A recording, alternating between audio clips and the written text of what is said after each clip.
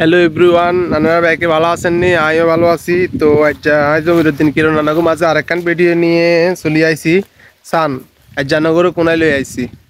আজ্জা এটা হচ্ছে আঙ্গো নোয়াখালী সুবর্ণাচরের ভিতরে যে কত রকমের ফসল মানুষ করে। এখন আমি গিয়ে আছি, ইয়ানে হয়েছে মানে বাদাম ক্ষেত। সান কত বিঘাকে বিঘা জমি, মানে কয়েকশো বিঘা জমি এভাবে বাদাম করে রেখেছে। শহরের মানুষ যে কত যে কাজ করতে পারে, এটা মানে এসব একদিকে আসলে আসার পর এদিকে আইলে এই জমিটা আমার এখানে দেখলে বোঝা যায় যে হাতারা কত রকমের কত ফসল করতে পারে। সান ওইদিকে আবার ওই আনের বাইলা আর কি বাইলার ডেল করছে, বাইলার ডেল ওই বাইলার ডেলের ক্ষেত করছে।